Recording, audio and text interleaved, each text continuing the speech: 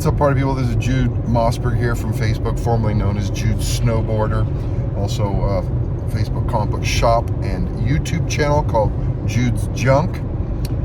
I am playing around with AI. I'm very interested in people in the comic book community doing AI work. Someone turned me on to this AI app called Replit. It was like $25 a month, but then you had to pay extra if you used more hours. And I racked up, I don't know, a couple $100 in 2 months, and I could never get the app to stop lying. It kept telling me it would fix an error in its code, and it wouldn't, but it told me it did. And then I'd go test it and it wouldn't be fixed, and I did it for 2 or 3 months, and it would just lie to me, and it would put in fake results, like I was searching for something and it would put in fake results.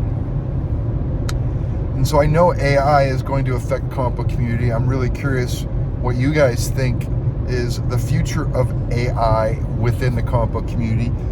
Can AI get into GPA, Go Collect, and Cover Price, and kind of amalgamate, or is that the right word? Pull all that data together into one simple tool. So when we're searching on, let's say, graded books, could there be an AI app that shows us from all three? Is there do you just have to have a login for AI to get in and then do a search, or are the API keys going to keep AI from getting in even with the username and password? I'd really like your help on this, because I think we could work together and figure out a way for AI to help the comic book community going forward, because it's just about information, right? We're all trying to grab information. It's out there on the website. Some of it costs a fee. So I don't know if anybody's played around with something like using AI and integrating with the paid websites. There's a lot more paid websites than just the price guides. There's Key Collector, and there's more like that as well. Anyways, I was using Replit, a bad experience, asked for a refund. I couldn't get AI to stop lying to me. Not only that, when you're done with the app you create on Replit, you have to continue paying them $25 a month to host it, which is $300 a year, which isn't bad. But if I have my own website, why am I, paying $300 a month for them? Maybe you guys know that you can export your code, but then how do you have the AI continue to upgrade it if you've exported it? So these are the questions I have. This is more of a video of questions rather than answers, because I'm looking to you guys. Just maybe we can pull some of our ideas and figure out some great AI tools. And I know everybody wants their own thing and they don't want to share it. Anyways, so I get a refund, but I don't like Replit, and I just did a search on Grok for the best AI tools for creating your own app, and guess who's at number one? Replit. So I don't know if I'm not good enough, I'm not skilled enough. I was just using functional commands rather than engineering coding commands.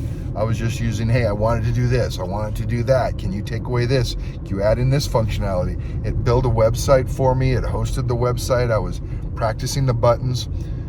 But I didn't like it where it was going, because I was asking it to do something, and it would say that it had the functionality, and it would give me fake results, so that when I tried to test it in real time, I wouldn't get the results, and then it would admit that it just put placeholder data in there. So anyways, I didn't like it at all. I'm using the credit card company trying to get a refund. It was a colossal waste of time and effort. I couldn't get the AI bot to stop lying to me. It was really weird. So now I'm back to the drawing board. I got on Grok. ChatGPT costs a fee. I think it's $20 a month. Someone turned me on to Grok. I think it's Dave at Comic Book Investments was doing a little AI video, and he compared 3 AI searches, just general searches, like what are the top comics to invest in. And I think I like the results of Grok the best. Now that's Tesla's, or whatever his name, Elon Musk's AI bot. And it's got some neat functionality. You can just do voice. It's got the app, so you download the app, you just talk to them. I just created an app with Grok over the last 15 minutes just talking on the phone while I'm driving, actually. And it said, oh, we'll ping you the app we're going to create in the morning. So we'll see what they do. But I know Grok is free, which is great. ChatGPT still costs, I don't know, $20 a month. And you know, people that are paying that aren't even tech people. So I'm using Grok. I don't know how they said something like you can put the, I'm driving and I got stopped on a road crews doing some construction. So, got a little haircut for winter. So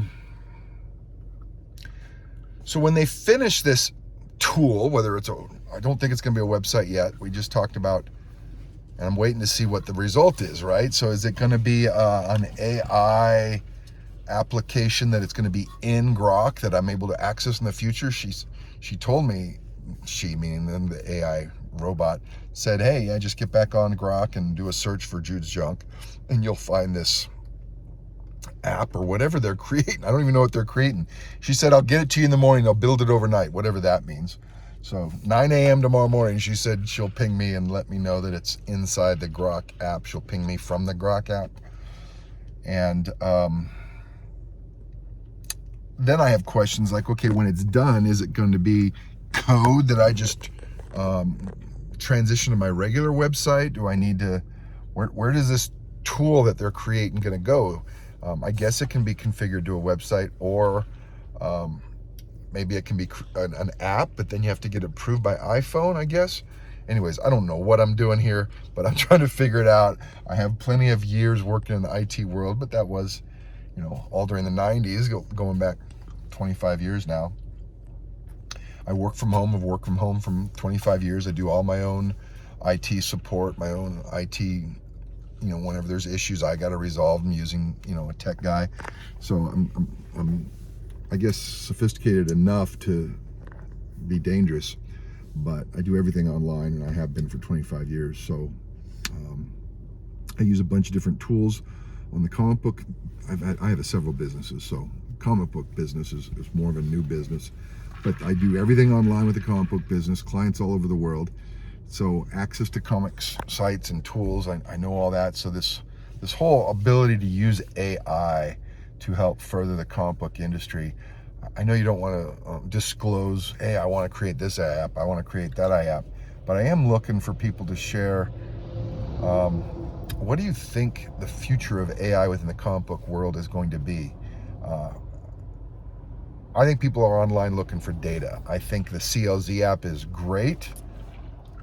Could that be an AI generated tool that just spits all that out? You don't even need CLZ. You just create a site that says, include every comic book in the world, include all grades, raw and graded, including PSA, and spit out the values. I mean, is someone going to do that? I mean, how many years did they take to create the code for CLZ? And is you know, AI going to come along and just create something like that for free that's going to be publicly available for everybody to use? I don't know. Price guides. Everybody's having an issue with price guides. People want to know the value of graded books, of raw books. You know, all these websites that sell graded books but do not report to GPA. Can we create an AI tool that just amalgamates or conglomerates all that sales data onto one place? You know, right now they have to subscribe to GPA or partner and pay a fee with GPA, and then GPA advertises for them, and then that website data will go up. But I have auction houses where I go in and say, hey, I just bought these books, please don't report on GPA, and they say okay. So it's subjective whether they're allowed to. I had one auction site say, no, we contracted with them, we have to report it. But all the other auction houses that I've worked with that have started using GPA after I started working with them, when they didn't use GPA before or report to GPA, they're saying, sure, we won't report for you. So, you know, I know Go Collect is doing that thing where you self-report sales, but why can't AI just do that? Why can't AI? Are API keys the issue? I don't really know what I'm talking about, but there's these API keys to get into these websites. So maybe many of these AI models and tools and apps can't get in to these websites and see this data because of these, whether they're API keys or whether they're other kind of blocking things. Because as I said, I've already played around with this on Replit, and I was doing some searches on some websites, and some websites it wouldn't pull up anything, and they said, no, you got to contact that company and try to get an API key. And I reached out to them, and the AI actually helped me write a letter to the CEO or CTO to see if I could partner with them and get their AI keys, because it would help me buy more from them. And I've already spent, $5,000 a week on some of these auction sites. That's a lot. It's 20 grand a month. And I thought maybe at that level of purchasing, I might get the attention of a, CTO or something, chief technical officer, and they might allow me to partner with them to get API keys, but no one showed any interest. They didn't even respond back. So with AI, are we going to be able to get around these API? Do you guys have any way to get around these API keys? Is there an AI solution to that? How do we get into these websites it's all online, but you got to log in? Like, can I just put in my username and password with an AI tool, and will that allow the AI tool to go in and then search? I would assume so. It's just like these applications that link up to your bank to pull money out. You got to put in your username and password to your bank, so it logs into your Wells Fargo account and can either direct deposit or pull money out automatically when you want to. So there's got to be a way, and I'm looking to you guys for answers. I'm looking. Let's brainstorm some good functionality of AI. We don't need to give away our secrets of what's the exact app we want to create, but how do we deal with these issues? Where are we going to host this code once it's written? Does the code get hosted on an app like Grok? Does the code get hosted on an AI website like Replit, where you got to pay the monthly fee to keep it hosted? Can you take the code off and still have AI fix it as you go forward and find little glitches? How does that all work? I want answers, and some of you guys might be new to AI, some of you might be wanting to avoid AI, but it is the wave of the future, and it is coming whether we want it or not. And just like any of the other tools online that have helped us in the comic book community, these new AI tools that will be coming out, they're going to help, and if you don't have access to the data, it's going to hurt. Just like right now, if you don't have access to a good price guide, if you're insisting on using only free options, you're not getting the best data. If you're insisting on only using eBay, which is a great tool, but it's only one location and it's got the highest prices in the world. Nobody else is paying that. Everybody on there has to pay tax. I don't pay tax on any single auction site I use. eBay requires it. There's a couple other sites that mandate it, but legally they don't have to. And if they do it, they're just collecting extra money, but they're not having to pay tax. So it's kind of a scam. Most auction sites, they don't have to charge me tax in my state because there's not many buyers in my state.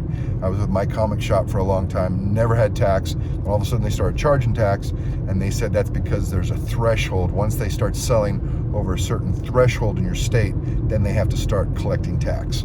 So it's all federally required, and most of the auction sites that I use don't charge tax for me in my state based on where that auction house is located. So I was going back saying eBay is some of the highest prices, so if you're only going off that, there's a lot of problems with that. There's shill bidders, there's fake bidders that fake. If you go look on a lot of these auctions, a lot of the most recent sale for one of these items up for auction is really high. That all someone has to do is put a 9.8 up for sale on an auction, go in and do a shill bid, a fake sale, get that sales report, data reported, and then it changes the fair market values across the board. For example, it used to be that if a line was through it, a lower price was accepted. A line was through the price on eBay, a lower price was accepted. But that's usually when the customer offers a lower price. If the seller offers a lower price, if I understand this correctly, and the buyer accepts, there's no line through it. So places like Cover Price and Go Collect, they don't know that. They just report whatever the last sale data was on eBay. GPA is a little more sophisticated. They get in, scrub the data. They can see what the actual reported price was. Whereas Go Collect and Cover Price is going to report whatever's on eBay. And so you go on eBay and you see this 9.8 book last sold for 300. Okay, it must be worth 300. If I pay 280, it's a great deal. When the normal fair market value has been 200 for the whole time, and somebody and his wife or friend got online, did the shill bidding, or maybe they faked a sale. Hey, I'm going to go offer this to my wife for $1 when it's $1,000 book. She buys it. It still lists as $1,000 sale, and I actually just thought of that scam. Is that really a thing? If you offer it that low, is it not going to report the dollar sale when it's $1,000 eBay price? Anyways, eBay sales are the highest. A lot of buyers overseas buy them. eBay does the shipping pretty cheap overseas, so a lot of international buyers will go to places like Heritage or eBay, and they get other benefits rather than they get a shipping station in Oregon, so Oregon doesn't collect tax. So I have clients in Singapore that have a shipping place in Oregon, so when they buy on eBay, it goes to Oregon, and then they don't have to pay tax, and then that shipper packs up all of his books and sends it to Singapore. So a lot of overseas buyers may have a mailing place in a state with no tax, and then they don't pay tax, and shipping is cheap to their state, wherever they have that shipping box, like Oregon. Other things about overseas, like with Heritage and some of the bigger auction houses, they can buy these $100,000 books and never import it, never pay fees. It just gets stored. So places like eBay are going to be the highest prices. So if all you're using is the free data, you are looking at the highest prices in the world. Just go over to my comic shop. It's all going to be lower than eBay prices. Because eBay takes 15%, so everybody's going to pay more. Anyways, if you have some advice on how we can use AI to further our industry, please share. Happy hunting, guys.